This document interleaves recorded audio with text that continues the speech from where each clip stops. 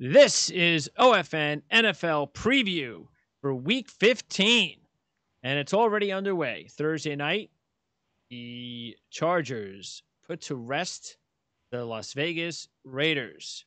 They are done. Not sure if they're officially done, but we all know the Raiders are done.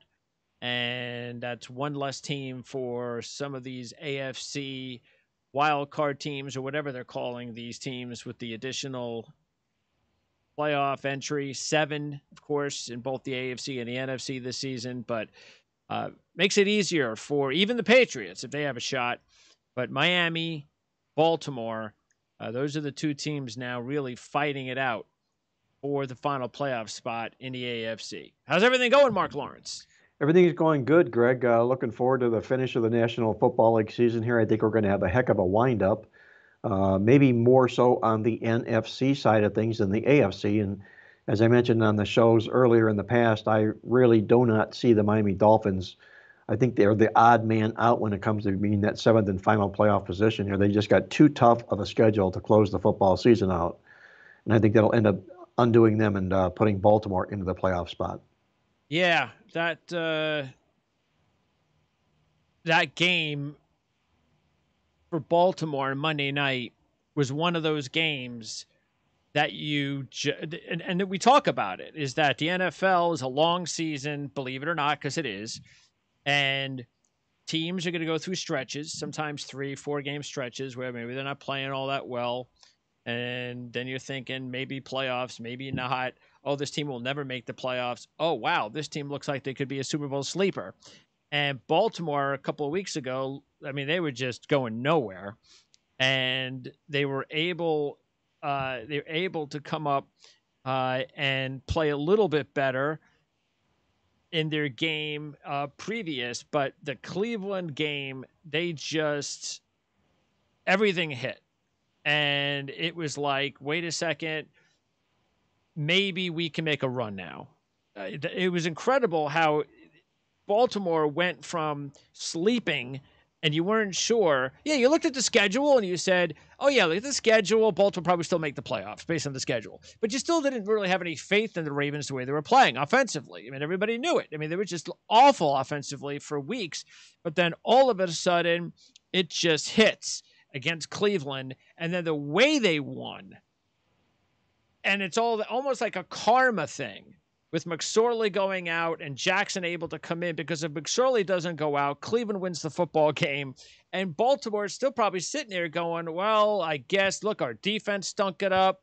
Maybe this just ain't our year. And in like about a couple of minutes, it went from that mood to all of a sudden, wow, with this schedule, after a win like this, maybe we're back to being a Super Bowl contender again.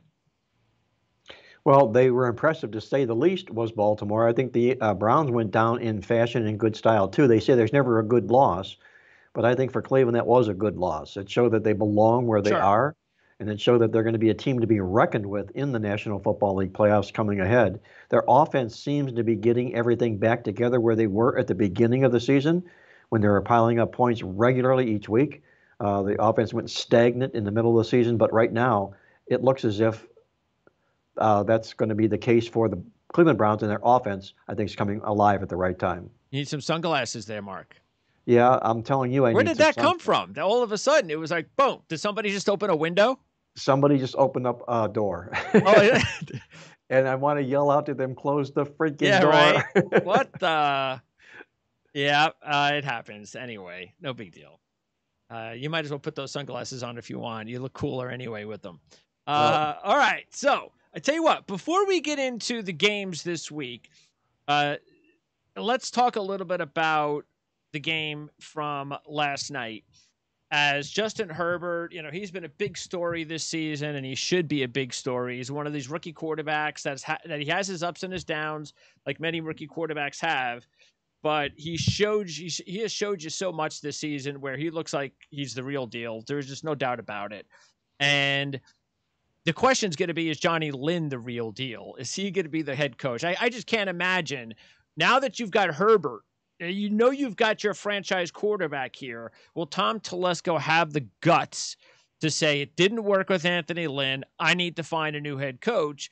Because to tell you the truth, I don't even think Tom Telesco should be running this team anymore.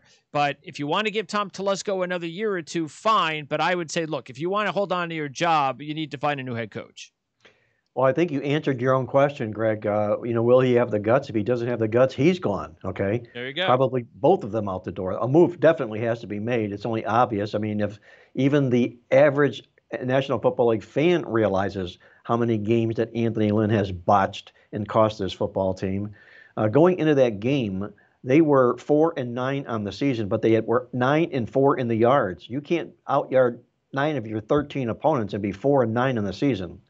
That's all about coaching, and they got the job done despite Anthony Lynn in that football game Thursday night. Yeah, and at the end of the game, they had the drive in overtime, the Raiders, and they wasted whatever. I mean, 7 minutes. I don't like the what did they take away 5 minutes for the quarter in overtime? Yes. I don't like that because of that exact situation. I understand, hey, if your defense can't hold them, then you don't deserve to get the ball back. Whatever, fine. It just goes by too quick, the overtime. And but anyway, I kind of think that the Raiders played it too safe. They trusted their defense too much. And that was really interesting considering that John Gruden had gone for it. Like, what did he do? Like 5 times on 4th down in the game. They almost had, they almost picked up a first down just about every time he went for it on 4th down. And then he decides, all right, I'm going to kind of play it safe here and kick the field goal and rely on my defense.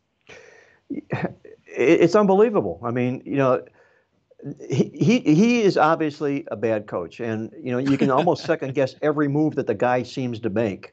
And I think he scratches his head at every move that he makes as well. But he's not the only coach in this league that have made poor decisions. He happens to be one of the rare coaches in the league that has a good football team behind him. There's a lot of talent on that Charger football team. And as you mentioned, Justin Herbert is a star of the future moving forward here. I think he's gone maybe even not so much as the front office not recognizing all the faux pas that he's done, but just given the fact that I think they may see that he may not be the guy to bring Justin Herbert up to the next level. And if that's the case, what a shame that would be, because he does look like a superstar in the making. Yeah. So tell me, what would you do in that circumstance if you're the Raiders and you're John Gruden and you have the ball? Look, they were doing a really good job of. Because Mariota was in the game, they had the really nice option element with Mariota and Jacobs, and a couple of times Mariota held on to the ball and picked up some really big yardage. And I figured, okay, at some point they're going to do that again. And they get down inside the 10-yard line and they didn't use it. And I didn't use it at all in overtime. I don't know. How do you not use that play again when it worked? Like 2 or 3 times. I didn't think it failed every time they used it. And Jacobs was starting to run the football now. And he didn't do a good job running the football because the offensive line was bad. But they finally started to wear down the Chargers. So this was the perfect time to call one of these option plays. And they didn't even call it. They get vanilla on the 3 downs and they kick the field goal. And they rely on their defense in overtime. To me, that's like losing the football game. I'd rather take the chance on 4th down, touchdown wins the game. That's it. Or if I don't get the touchdown, I'm going to wind, because John Gruden really felt that the Raider defense was going to stop the Chargers. I mean, seriously, he really thought that. Well, that goes to your point. Your point being that if he opts to go for the touchdown and does not make it, he's still going to have to rely on his defense to get the ball back. Even after he kicked the field goal, he had to rely on his defense. So either way, he was going to ask his defense to step up. Better chance to win the football game than they have to even bring them on the field. Okay, now we have a slate of interesting games. Let's start, first of all, with the Saturday games, because this week and next week we have some really cool games. We've got like Friday game next week. We have Friday game next week, right? Next week we'll have a Friday game, yes. Friday we will. Game. So we got a couple of Christmas Day game, yes. Okay, and then we got the Saturday games coming up this week. And it starts with the Buffalo game. And the Bills are looking for their first AFC East title since 1995. And interesting because they are 0-6. They lost that playoff game that year, the Bills, when they won the division title. They beat the Dolphins in the playoffs, then they lost to the Steelers. And then that was their first of 6 straight playoff losses. They haven't won a playoff game since. But that was their last division title. They could do it with a win over Denver on Saturday. I went back and forth on this one a couple of times, but I decided to go with Denver. I like the way that they've been playing recently. You throw out the New Orleans game because that game doesn't mean anything. And if you look at it, they've won 2 out of the last 4. They've covered 3 out of the last 4. The only one they didn't cover was the Saint game, and that doesn't matter. They lost to Kansas City by 6. That was a competitive loss. I like the way they looked last week when the odds started to go higher and higher by game time. Nobody really gave them a shot against Carolina. I liked them last week. I didn't think Drew Lock was going to play like that. But I think that when you got Drew Lock playing in that zone, you want to take advantage of him. And let's not forget, he had a good end of the season last season as a rookie. He's had his ups and downs this year. Fangio's a good coach. They've had their share of injuries. Buffalo's got the Patriots next week. And it's almost, the Bills know psychologically they've got this title. Sure, they want to wrap it up. No question. National TV on Saturday. But in the back of their minds, they know if they lose this game, they could go next week to Foxborough and beat the Patriots and clinch the AFC East, which is probably a better idea for Buffalo. It's not the reason that I think that they would lose this game, but they're a 6.5-point favorite in this one. And that's I wonder if there's going to be a little bit of pressure on them as well. So I'm not sure Denver wins. I don't think they're a bad idea for an upset. I think they're getting about plus 250 on the money line, but I like the Denver Broncos in this one. I think this is a great scheduling spot for Denver here. As you mentioned here, Buffalo off that big win, snapping Pittsburgh's perfect season with New England up on deck next. They take to the road and have to play in altitude at Mile High Stadium. That's a tough task for anybody. And Buffalo being this upstart football team right now, we have to find out whether or not they are for real. We're going to see them in the playoffs, unquestionably. But the question is, can they sustain and play at this level? They've scored 25 points or more in a row, 5 straight games. That is not a good role for teams in the National Football League because you know what the answer to that is. Sooner or later, you return to the norm. Okay, you just can't continue to keep doing that, and have to keep doing it and asking them to do that on the road at Mile High Stadium. I think is a tall task. I'm with you. I'm on Denver in this football game for all of the scheduling reasons. All right. Then on Saturday night, you have Carolina at Green Bay. This is a little history lesson because you think of these two teams playing each other at Lambeau, and you remember the 1997 championship game. The Packers beat Carolina. That was Brett Favre over Kerry Collins. That was the Brett Favre Super Bowl winning season after beating Carolina, beating the Patriots in the Super Bowl. So a little nostalgia there. The line has gone down to about 8.5, 9 over the last day or so. We've talked all season about Teddy Bridgewater as a dog. It's one of the reasons why I kind of like Denver last week is that Bridgewater is just a better quarterback as a dog. I just prefer him in that spot. But he's lost 7 straight games. It's amazing. And they're getting the heat now. I mean, they didn't break the bank to sign him, but they gave him a little bit of money, and they felt maybe they can come in here and hold the fort, and we'll eventually get a quarterback, and he can kind of be a really good mentor, that kind of thing. And the Carolina's definitely thinking about maybe drafting a quarterback now this year. Maybe we can't wait, but I still think Bridgewater has it in him. I think the one thing that's been the knock has been their inability to close out games. They've lost a lot of games close. Bridgewater has not been able to close the deal on these late fourth quarter drives, but that's a good thing if you're asking, or if you're a Panther backer taking almost 9 points, because that's a set you want. You want to see Teddy Bridgewater with the ball in his hands with 2 minutes to go, and they're down a score. So that's kind of like why I like Carolina and the points in this one. They've covered 7 of the last 8 as dogs. They've won 4 out of those games. They've covered in close games against the Saints and the Chiefs, both of those games on the road.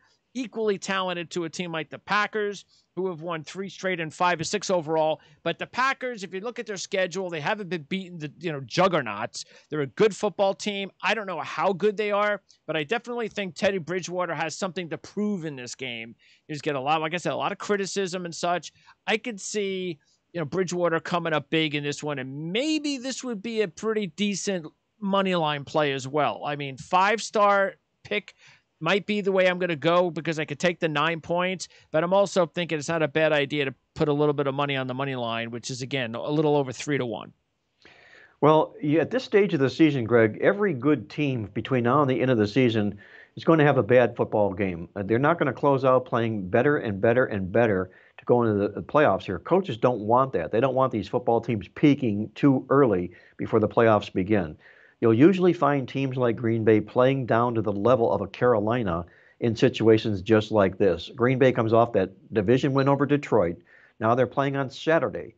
And the key to this stat in this football game is this, that NFL teams in the regular season who play on Saturdays and they play a team that comes in off a straight-up favorite loss, as the Carolina Panthers did, they, in these roles, are 7-20 against the spread, just 3-14 if they're coming off a division game. That all fits against Green Bay in the contest. You mentioned Teddy Bridgewater in his ideal situation. Fabulous. 18-2 to the spread as a dog in a non-division football game. And I think what cements the call is Matt Rule, their head coach.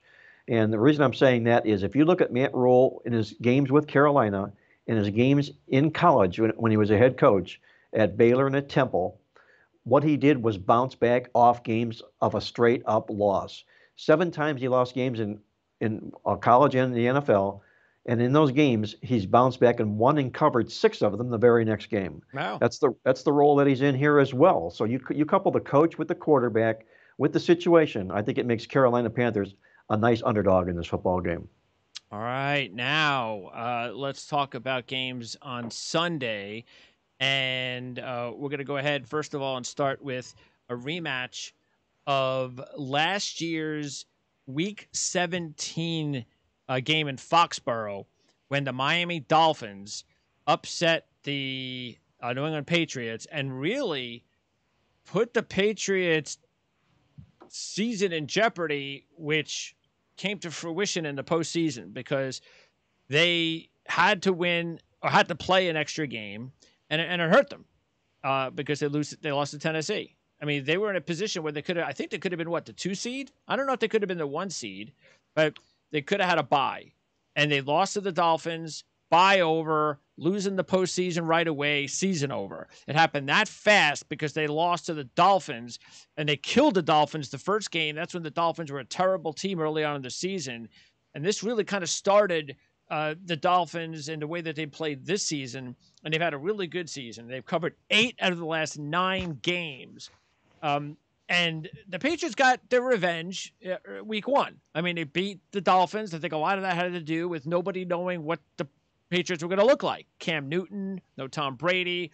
They ran the ball down the Dolphins' throats. Dolphins have had a bad running defense issues continuing for most of the season, so that's just still kind of hurt them in this matchup. I also like the fact that Bill Belichick, we talked about this a lot, Bill Belichick has just been an amazing coach against rookie quarterbacks, young quarterbacks that he has to face for the first time, or they have to face him for the first time, and it usually doesn't go very well. And we saw exactly how that could happen just a couple of weeks ago when Justin Herbert, who's probably going to be Rookie of the Year this year, got shut out and had one of his worst games as a rookie against Bill Belichick. So Tua going up against Bill Belichick is not a good sign. I'm kind of siding with the Patriots in this one. I'm on the Patriots in this football game too, Greg. There's a negative to the opposite side, though. New England's in their 3rd of 3 road games. Miami's in the 3rd of 3 consecutive home games. So the scheduling dynamics really don't favor New England in the football game, but everything else does. And you start with Tua Tagovailoa, the quarterback, who Bill Belichick, as you said, has a penchant for beating up on rookie quarterbacks. In his starts with Miami, the Dolphins are being out-yarded 111 yards a game. Winning football games, but still minus 111 yards. You can't keep winning football games and expecting to win, especially with New England coming in with their back to the playoff wall. They're in an elimination phase here. Number 2, and this is the stat of the week. Bill Belichick has never lost to the spread as an underdog when he's off a loss, and he allowed 24 or more points the previous game. He's been in that role 17 times. He's won the money all 17 times. That's a pretty strong number, okay? 17-0. Yes. And finally, you've got what I call a dia dog. Those are dominating dogs in action doing it again, dia, the acronym. And it comes about because New England, in the last 34 games against Miami, has been favored in 33 of those football games. Okay. So now they dress up as an underdog to Miami, who is in a massive step-up game here. I don't think they step up. I think they step back, and I think New England wins this football game. Yeah, a lot of pressure on these young Dolphin players. You know, last week's game, I don't think was pressure. It was just hey, let's see how we match up against the Chiefs. And there were some ups and downs. I think the other thing we have to definitely consider here are the injuries, because Parker's banged up. Gesicki looks like he may not play. He's been a big target for Tua since Tua's taken over. They got the running back injuries. They're down. I mean, Washington, a guy they traded for, a third string, fourth string running back from the Raiders has been taken over. There's the number one job. So now look, the Dolphins have been a nemesis in Miami against the Patriots recently. They've beaten the Patriots 5 out of 7 at home. But that's it. And again, Miami's covered 8 out of 9. But like we've talked about, everything else says Patriots. And the Patriots, here's another one. They are 11-0 against the spread. And I have that up here on the ticker. We have this where we have all our interesting handicapping trends on top of our screen here. The Patriots have covered 11 straight as dogs following a double-digit straight-up loss. That includes 1-0 this year. So that's another one. We have 17-0. We have 11-0. There's a lot. And we have Belichick against the young rookie quarterback. So a lot of things pointing towards the Patriots in this one. I agree. I think it's one of the better games in the card this week. And I'll be totally shocked if Miami wins the football game and New England is eliminated here. Okay, now NFC. Let's talk about Tampa Bay and Atlanta. This is a very interesting game because of the fact that Raheem Morris, who coached Tampa Bay for 3 seasons, will go up against his former team, the Bucs, in this one. Some of the shine is kind of off Raheem Morris now. They got off to a pretty good start. People were already talking about, well, could Raheem Morris be the head coach of the Falcons? But now all of a sudden they've lost 3 out of 4. So that's not going to happen. Atlanta needs to bring in an offensive coach. And I see that happening. Maybe if he could sweep the Buccaneers, because he has to play the Buccaneers again in a couple of weeks, maybe that'll change things. But the stat that really is big for me in this one is Matt Ryan this season, 1-3 straight up and against the spread when Julio Jones does not play. Now, we don't know if Jones is going to play or not. So this is a huge health issue that you got to keep an eye on game day, because Jones is going to be iffy the rest of the season, they say. So you're probably going to have to check, if you have him in a fantasy lineup, you have to check him every game day to see, is he going to play or not?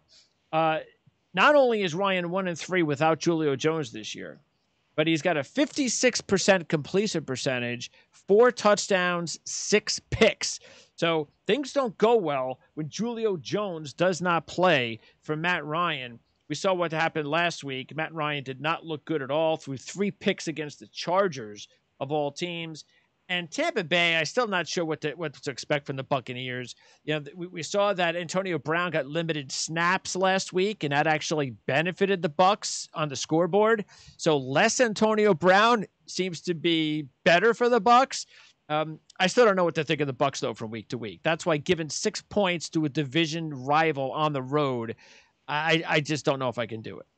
Well, Tampa's one of these football teams this year, Greg, that is capable of either laying an egg or winning a big, impressive football game. You never know what you're going to get. Coming into this football contest here, what I do know is this is Atlanta's last home game of the season, a role in which they've really been good in. They're 19-7 straight up in this role, and when they're coming in off a loss and taking on an opponent off a win, they're 5-1 straight up and 6-0 to the point spread. All good numbers for Atlanta in the football game here. And I also look inside our other publication, the Midweek Alert, which is our daily racing form of newsletters, and I look at the stats about the Tampa Bay Bucks, and I see where they've been outgained in 5 of their last 6 football games. That's like a racehorse throwing a shoe in 5 out of the last 6 races. You can't expect them to win when they throw shoes, especially when they're going off as chalk or favorite in the race. That's the case for Tampa Bay in this game here. I think Atlanta steps up big here. And on the other sidebar mention here about Raheem Morris, he's doing a really nice job with Atlanta, but I agree with you. The new wave in the National Football League are young coaches to be able to play an upstyle here and now way of football in the National Football League, and I think we'll end up seeing a young, bright, promising coach coaching the Atlanta Falcons next year because of that. Let's talk about the game of the week, Kansas City and New Orleans. The Chiefs are about a 3-point favorite in this one. They've won 8 straight games, but they've dropped 5 straight covers, which makes you think that they could be vulnerable in this spot. Drew Brees and the Saints have won 5 straight as dogs. So when you put them in this spot, they're not just covering, they're winning the game outright. And it looks like Drew Brees might be back too. Yeah, it looks like Drew Brees might be back, and that's a big, big factor for New Orleans in the football game, Greg. And this game right now, as we're doing it, is +3. If he confirms that he's playing, it'll probably go off at +1 or 2, just because it's Drew Brees behind center. Biggest game of the year, I think, in the National Football League so far, a possible Super Bowl preview. Right now, if you take a look, obviously, you find Kansas City the Super Bowl favorite at 9-5 odds, but you've got New Orleans as the NFC favorite for the Super Bowl as well. I think what works in this football game are 2 things. Number one, Sean Payton. He's an absolutely terrific coach, and the better the opponent, the better New Orleans plays under Sean Payton. He's 18-6 to the spread against teams with a win percentage of .833 or better. And when he's coming off a loss in those games, he's never lost. He's a perfect 6-0 against the spread. You've got on the other side here, if there's an Achilles heel to the Kansas City Chiefs, it's their rush defense. They allow 4.6 yards per carry. And if you read our playbook midweek alert newsletter, our statistical newsletter, you'll see how bad those teams are when they're favored on the road. It's not a good situation for Kansas City in this football game. And you've also got the Saints as a home dog in this contest, a real rare role where when they are a home dog against 800 or better opponents, 8 times, they've won 7 of those games straight up and beat the spread all 8 times. I think this is a statement-making game for New Orleans here. On their home turf, I think they win the football game. All right. Also, we have Seattle and Washington, a big game in the NFC. Seattle's a 5.5-point favorite.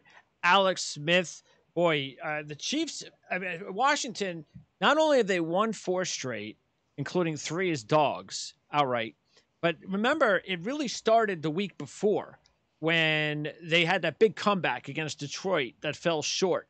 And Alex Smith put up tons of yardage and points, and they barely lost that game. Since then, they haven't lost.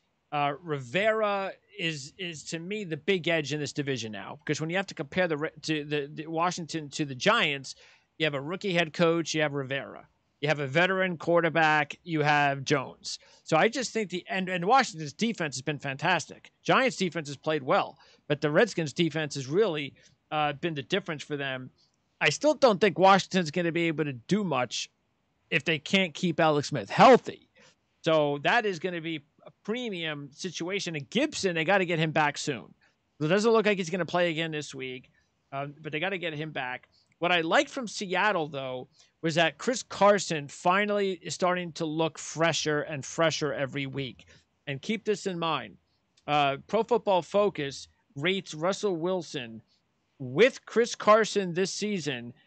His grade is 92.6. Without Chris Carson, Russell Wilson's grade is 68.4. So we kind of knew that, because you take the running game out of Seattle, you're putting too much on Russell Wilson's hands, and it just doesn't work out. The Seahawks are 0-2-1 in their last 3 as road favorites this year. So I just think that's too many points to give up a defense is playing as well as Washington's defense is, and a quarterback as gutsy as Alex Smith. I'm not sure Washington wins the game, but I'm leaning towards Washington and the points. What's strange in the football game, Greg, is about a month ago we were talking about the NFC least and how pathetic of a record that the winner of this division would have going into the playoffs. Suddenly, the Washington Redskins or Washington football team, I corrected myself maybe a little too late there, but the Washington football team is 6-7 on the season and a prospect to have a winning season. They're playing some really good football right now, as you mentioned here. They're coming home off 3 in a row, winning all 3 road games as an underdog. Only 3 teams in my database have done just that, what Washington has done. A 3-game road trip to win all 3 games, all as underdogs. And in fact, they are now 8-1 to the spread in games when they come off an underdog win coming into the contest. Seattle's probably feeling a little bit too good about themselves because they held their last opponent to 3 points. That's good until you look at who that last opponent was. It was the New York Jets. Seattle's never been any good when they've held opponents to 7 or fewer points, or 1-8 to the spread, or 1-7 to the spread, I should say. And you got this circling back to what you mentioned here about this Washington defense. It's really playing top-notch football, and a lot of that goes to that rookie defensive end, Chase Young from Ohio State. We all knew he was going to be good. We didn't know he was going to be this good. And as long as he continues to keep playing like this, Washington will be in every football game they play. I have to check the fantasy reports to make sure Alex Smith is behind quarterback because I do not want Dwayne Haskins in this game. Not at all. Yeah, because Seattle's defense has actually been playing better. You know, they've added some players. Dunlap's been the big one. He's been injured the last few weeks. Maybe they'll get him back this week. Keep an eye on that. But they're definitely a better defensive team now than they were earlier this season. Adams is a lot healthier. That's huge. He's such a big part of their defense. But Washington also has a huge edge up front. Got the defense of Washington, the defensive line. That's where it all starts, not just Chase Young. They're loaded with talent along the defensive front against that Seattle offensive line, which is still their Achilles heel. Unquestionably, and you're going to give Seattle their due for improving this defense, but it couldn't have gotten any worse. While they were the best team in the National Football League, they ranked dead last. And when you're ranked dead last in total defense, you get out-yarded in football games. That's turned around some for Seattle here of late, and it's a good time for it to turn around for this football team. But they'll still think they can get exposed, especially in this West Coast, East Coast road trip. And I'm going to be on the Washington football team in this game as a result. Yeah, it is another thing to keep in mind that Russell Wilson has done a decent job on the East Coast. So that's definitely not going to be coming into play. Don't look at this as Russell Wilson has to go on the East Coast. That's one team that's done a good job. But everything else, and it does matter, no question about it, including, of course, the fact that Seattle, they're sitting pretty nice as far as they're going to be a postseason team. We know that. That's for sure. And they are still thinking about the division title, too. Matter of fact, Seattle, they have to play, don't they play what? The Rams, do they play them the final game of the season, I believe, right? But they got the Rams and the 49ers, so you've got 2 back-to-back division games coming up next for Seattle as well. So this is not an ideal scheduling spot for the Seahawks by any means. Yeah, I'm pretty sure they play the final. Yeah, you mentioned the final 2 games, but I think the setup for Seattle is the Rams next week, and then the 49ers the last game of the season. So there's still aspirations for Seattle to win the division, but Washington needs the division in order. And who knows? I mean, the way the NFC, you still got Minnesota and Chicago and Arizona trying to battle it out for that final spot. Don't think that if the Giants and the Redskins win this weekend, you can't knock either team and their chances of actually getting a second team in the postseason, which is just crazy to think about. Yeah, that would be a story all unto itself. 2 teams out of the NFC East make the playoffs. Stop the presses. Oh, my goodness. Yeah. All right. Now we've got a rematch of just a couple of weeks ago, Houston and the Colts. And Houston had this furious rally at the end of the game last couple of weeks ago. They're down 6. They get the ball down inside the 5-yard line. Looks like they're going to capitalize, and you're already thinking, all right, well, they've left a little bit too much time on the clock because maybe the Colts can get into field goal range here. It was almost, you almost thought it was a given that Houston was going to score the touchdown, and then Deshaun Watson, because we of course we have to play shotgun football inside the 2-yard line nowadays in the NFL. He dropped the ball, and Colts recovered, game over, just like that. It's amazing how quickly it went because Houston had no timeouts left. But I really think that, look, Houston, then after a loss like that, you probably should have saw the writing on the wall that they were going to, they're not a playoff team, that they were going to have no motivation against Chicago. And it showed. I mean, they were just dead to the world against the Bears in that matchup. And now they got to play the Colts again. Still don't know what kind of motivation they're going to have here, because the Colts have done a good job against Houston over the last several years, including beating them in the playoff game a couple of years ago. But the key trends for me in this one, Houston is 0-7 straight up, 1-6 against the spread versus winning teams this year, while the Colts are 6-0 straight up, 5-1 against the spread versus losing teams over the last 6 games this season. So, yeah, it's 7 points. It's a big number. I'm a little bit concerned with that, but I'm still taking the Colts. I'm with the Colts in the football game as well, Greg, and I'm like you. I don't want to have to lay a touchdown in the game, but it's there for a reason. You look inside the stats and the numbers here, the Colts stats are as good as anybody's in the league. They've out-yarded 10 of their 13 opponents. Nobody's done any better than that this football season. Houston may well have thrown in the towel. In Romeo Crennel's career, he's at his absolute worst when he loses a game as a favorite and he comes back the next game. Terrible. Just 2-6 straight up and 3-5 to the number here. And I also like the fact if you look at teams in situations that are coming in the final 4 games of the season that are playing off consecutive wins and covers on the road, they've been terrific. It's a long-term 55-31 spread number here. There's everything to like about Indianapolis and nothing to like about Houston in this football game. I'm with you. I'm going to lay the points. San Francisco-Dallas is interesting because I didn't realize it was this bad, and I'm going to use this on one of my other shows. Kyle Shanahan is 6-25 straight up as a head coach when Jimmy Garoppolo is not under center. I mean, that's not good. You talk a lot about coaches and whether or not, how good are they, and is it based on the quarterback? Not that Jimmy G is Tom Brady, but there's just a huge drop-off when he doesn't have his quarterback. I'm also concerned with the COVID traveling that San Francisco's had to be going through, and they didn't look very good against Washington last week in the same scenario. Now they're going to go to Dallas. They're still a better team than the Cowboys. That's why they're a 3-point favorite. I just don't know if I could trust the Niners right now. I cannot. I mean, I know we're supposed to, but I cannot. I don't like the travel factor, as you mentioned here. Those are a lot of airports you're into each and every weekend, and it's not a good time of the year to be in airports right now. And you've also got here in San Francisco, if you go back to last year, there was a great scheduling spot that I called out about the Cleveland Browns and why I thought they were going to struggle last year. The same scheduling spot applies to San Francisco this year and why they're struggling. In a nutshell, they were a Super Bowl team last year who won more games last year than they won in their 3 previous seasons combined. It was the same thing for the Cleveland Browns. They won more games the previous season than in their previous 3 years combined. And what do these teams do? They struggle unbelievably when they lay points as favorites. That's what San Francisco's in this role this particular week. They're not going anywhere this football season. Dallas is still alive in the NFC East. I think you're going to get Dallas's best effort here, and I think San Francisco could well have thrown in the towel. All right. Meanwhile, we have a rematch of a NFC North game just a few weeks ago, about a month or so ago, when Minnesota beat Chicago, and that was a little bit of a comeback by the Vikings.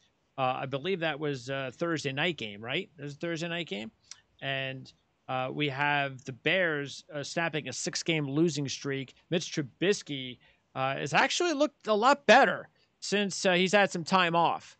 So I'm very interested to see what kind of a follow-up he has after the big game. Was it a game? Was it a blip? Again, his stats tell you he's getting the ball out quicker. He needs to get the ball out quicker. He doesn't have a good offensive line. The other thing, the Bears have had a couple of new guys in the offensive line, and that seems to be helping them out too. So I'm sort of buying in a little bit to what I'm seeing with Chicago. I also did my own homework and noticed that the Bears are 7-1 straight up, following a first straight up win off a straight up loss under Matt Nagy. So what that says is let's say they lose, then they win. Under Matt Nagy, after they win that first game, they usually win a second game. So that's very interesting. Again, 7-1 in that spot under Matt Nagy. The Vikings, meanwhile, they've dropped 4 straight covers. They had the game right where they wanted it against Tampa Bay. Early second quarter was all Minnesota. And then they missed a chippy field goal. I can't even believe they haven't cut Dan Bailey yet. I mean, have I heard something wrong? I mean, have they not cut Dan Bailey? What in the world are they waiting for? I don't understand it. But I don't know. I feel like there's something psychologically unstable with the Vikings right now, and I'm going to buy Chicago for a week. Well, the Vikings are not playing their best football. There's no question about that, but yet they still are alive in the playoff chase. Surprisingly, so too are the Chicago Bears. Yeah. This game becomes pivotal for both football teams. Yep. What I do like here is Kirk Cousins in this football game. It's rare to say I like Kirk Cousins, but you put players in roles, and sometimes you find a shining light in that particular situation, and it is here for Kirk Cousins. At home in December, off a loss, he's never lost. He's a perfect 5-0 to the spread, and he's also 13-4-1 to the spread as a quarterback with Minnesota when they are coming off a loss. I think Chicago, Mitch Trubisky is they're better off much better with Mitch Trubisky than they were with Nick Foles, but that doesn't mean they're a good team with Mitchell Trubisky. They're just better off. And I don't think better off wins this football game. I'm going to beat the Vikings in this football game. I like Mike Zimmer to outcoach Matt Nagy in this contest. All right, now quick trend. I want to dueling trends. Reason why I'm going with Baltimore over Jacksonville, 13-point number, and that is if you take a look here at the Playbook magazine. Okay, right here in the magazine, you're going to see best and worst team trends. And for Baltimore and Jacksonville, you have trends that, well, 2 trends, 1 pro for Baltimore, 1 negative for Jacksonville, which is part of the reason I'm going with Baltimore in this one. Baltimore has covered 11 straight games after scoring 35 or more points versus an opponent off a double-digit straight-up loss, including 1-0 this year. Jacksonville, in games 13-16, they're 1-12 against the spread in their last 13 on the road versus an opponent off back-to-back straight-up wins. So I get 11-0 and 1-12 in the same week. You got Baltimore feeling mighty good about themselves. Like I said, I think this is important for Baltimore to keep it going. I think Baltimore's got to prove that that just wasn't some freaky game, and their offense is right where it left off last week in order for me to believe, and maybe for them psychologically to believe, that we're back to where we need to be. And they're playing a Jacksonville team that just isn't very good, as we know. If it wasn't for the Jets, they'd be looking pretty good for Trevor Lawrence. So 13 is a lot to give up. I don't like giving up 13. I don't. But I'm gonna lean towards the Ravens in this one. Well, you've got the trends, but you can also talk about trends the other way. We talked about a poker game last week where you make a bet and I counter your bet and I raise you a bet. We can do that here too as well. You can look at the Jaguars. They're 4-0-1 to the spread the last 5 in the series. And you can also look at Baltimore after Monday Night Football games, just 3-12 to the spread at home. They come off of a wire-to-wire 15-round fight against Cleveland Monday night. I don't know if they can get ready in time for this football game. You've also got to play down to the level factor in this contest, much like I talked about with Green Bay against Carolina. You could see it here against Jacksonville. And finally, Jacksonville is going to start Gardner Minshew again. And I think the team will rally around Gardner Minshew. I know he lost 8 straight starts, but he's a much, much better quarterback than anybody that we've seen so far from Jacksonville here. Almost like another quarterback stepping up in the team playing around him. I think that may be the case for Jacksonville this week. I don't think they win the game. They've lost 12 in a row. But I think they get inside the number here. Yeah, I think. Look, Baltimore has got the Giants next week, which, depending on how they play this week, will be interesting because, again, if they're sluggish like you think maybe they will be, and they beat Jacksonville, but they don't really blow them out, and the Giants maybe look better than they looked. They have to look better than they looked against Arizona. Then that could be a tough game for Baltimore. And then they win Week 17 against the Bengals. So it's a really good schedule for Baltimore. Look, I'm a Jet fan, so I want Gardner Minshew and the Jags to upset the Ravens. And I'll say this: if that were to happen, then all bets are off with the Ravens making the playoffs again. So they cannot. And look, I see what you're saying. I'm not saying they're going to lose, but if Gardner Minshew can find a way to keep this close, and then somehow they can actually win the game, then Baltimore, they're going to be in trouble again. So I don't see that happening, though. But I see what you're saying. I think the Jags need a shot in the arm. You can go so long with Glennon, and they did. He was a good fit for a couple of weeks, but now you got to get Minshew back in there. And I think, like you said, I think for at least a week or two, I think maybe he'll be able to ignite the offense again. Let me take one thing out of your comments, Greg, and ask you one question here. Have you bought the razor blades yet? You mentioned you're still a Jets fan. I don't know how you're still a Jets fan other than the fact that it's in your blood and you're looking for promising and better things to come from the New York Jets. And it may if they do get Trevor Lawrence, but it's not going to happen with Adam Gase. You know it. I know it. The world knows it. So, good luck that's to all you. You need is Trevor Lawrence. Once you have your quarterback, that's it. And I have a lot of faith in Joe Douglas. I don't tie Joe Douglas to Gase. I don't tie Joe Douglas to anything the team has done 10 years ago. Joe Douglas has done a really good job already in one draft. It's all he's done. I mean, he's had 1 year. So he's a really good draft evaluator. Now you got to find your head coach, and you're going to be able to find a good head coach with Trevor Lawrence on your team. You have Trevor Lawrence. Again, you've already had a good draft. You got Beck. You have your left tackle of the future. You've got a really good young receiver in Denzel Mims that he drafted. You got a boatload of draft picks over the next couple of years. Yeah, you bring in a good head coach with Trevor Lawrence, and you're going to turn this thing around pretty quick. It all sounds good. It really does on paper, and I hope you're right. But I'm also going to bet the ranch on the fact that it's going to happen without Adam Gase. Oh, yeah. I mean, that's more than likely. I mean, that's 95% chance. I mean, the chances are extremely slim that Adam Gase is going to be back. The only reason that there would even be talk of it is just based on the fact of how he came into the organization. Because isn't it interesting, when he came into the organization, everybody was talking about how he was controlling the organization now. Remember that? This was Adam Gase running the show. And Adam Gase was picking the GM, and Adam Gase was doing this, and he got McCagnon fired. He was now the man in charge. And now, like 2 years later, and then people just forget that. And they can't forget that because the people internally haven't forgotten that. So that's the only thing keeping, and I think that's the only reason he's still on the team. I think if it was a completely different situation, how he was hired, he would have been fired weeks ago. But again, I think he'll be fired. I just think that people have to remember how he was hired. And I also think the Jets aren't just going to fire him to fire him. I don't think they're going to go, all right, we're going to fire Adam Gase, and now we have no idea who our head coach is going to be. I hope they have a plan of who that head coach is going to be. I would think that they would too. And I don't know if Bill Cowher is a legitimate candidate or not. I guess if he's ever going to come out of retirement, this would be the time to do it, knowing you'd have Trevor Lawrence as your quarterback. Well, that might be a big lure for Bill Cowher, unquestionably. But, I do know Bill Cowher, when there was talk about the Cleveland Browns wanting to hire him, and he has a home here in Cleveland. Or I say here in Cleveland, I'm from Cleveland. And his wife teaches school in Cleveland. So you would think that that would have been enough to lure him, but It wasn't. It wasn't, because he's satisfied making the money he makes and working 1 day a week. Yeah.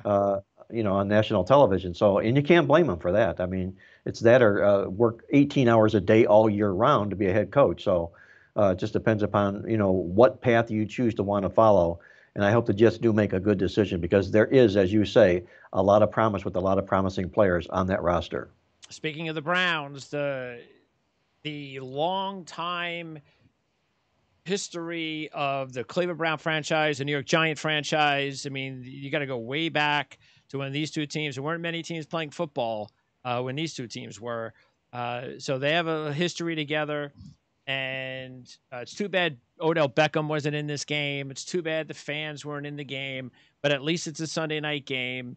And we have the Browns are about to be in the postseason again, which is nice. Their defense has fallen apart. And they've had some injuries in the secondary, which has killed them. But they also gave up a ton of big plays to Lamar Jackson on the ground, which I just couldn't understand. I think their defense was terrible. And they have been the last couple of weeks. Maybe Jones, after a week back, maybe he'll start getting back into the swing of things for the Giants, who have covered 7 of 8 as a dog. The Browns 1-7-2 against the spread. Their last 10 as a road favorite. Yeah, not a good roll for the Cleveland Browns after that big slug-out loss Monday night. And also 0-7 to the number after playing Baltimore.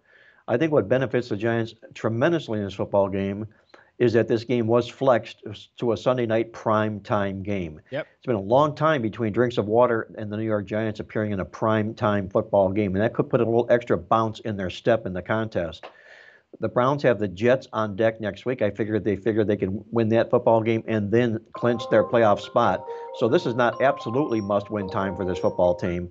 So given the factor here and the Giants playing good football, and we're likely going to see Colt McCoy, which I'm not crazy about at all.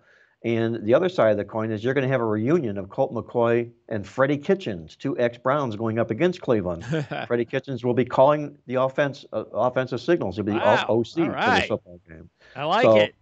Who knows who better? Do the Browns know Kitchens, or does Kitchen know the Browns? We're going to find that out here real quick. All right. Yeah, because I'd rather take Colt McCoy, though, if Jones is not going to be healthy. Because he wasn't healthy last week. Joe Judge made a bad decision. Right. First of all, if you're going to make the decision to start him, that's one thing. But to keep him in the game after it was so obvious early on that he didn't have it, that's a rookie mistake as a coach. For sure it is. But, every coach makes mistakes, especially rookie coaches make mistakes, and they learn from them. So I expect this to be a better football game than most people do. I think this is going to be a really close football game. I like the Giants. Yeah, Sunday night, home teams have won 11 out of 15 games, and the Browns have won all 7 versus losing teams this year, but they're 3-4 against the spread in those 7 games. So I don't know if the Giants will win, but I think they'll get a shot, and I'm going to take the Giants in the points. I'll be with you in that play. All my heart will be in Cleveland. My money will be on the New York Giants. Okay. Meanwhile, highlights on the board here. Those are highlights of the Pittsburgh Steelers in their Hamburglar uniforms, which are the ugliest retro uniforms in the history of the league. When they lost to the Cincinnati Bengals, the last time the Pittsburgh Steelers lost to the Cincinnati Bengals was in 2015. And that was the year that the Bengals started 7-0 in this game and went on to the postseason. It was the last time they won their division back in 2015, but they would lose to Pittsburgh in the wild card round that year. That was when Dalton got hurt. A.J. McCarron had to play. It was an ugly 18-16 Steeler win, and everything's been downhill since for the Cincinnati Bengals. Well, especially losing Joe Burrow. I mean, promise future for him, much like it will be for the Jets if they land Trevor Lawrence. Yep. But their offense has been anemic since he's been out. You just have to wonder where they're going to find points against Pittsburgh. But Pittsburgh's a really banged-up, battered football team and not in the right frame of mind. Ben Roethlisberger looks like a statue back there. He doesn't move. His throws are highly inaccurate. And when they're accurate, the guys aren't catching the ball. Right. I'm just talking about what the stats say. Okay. Yeah. And I've seen him also overthrow quite a few wide open receivers as well. So everything just all piles up when you're going bad. You don't do anything. You don't look good when you're losing, and Pittsburgh doesn't look good right now.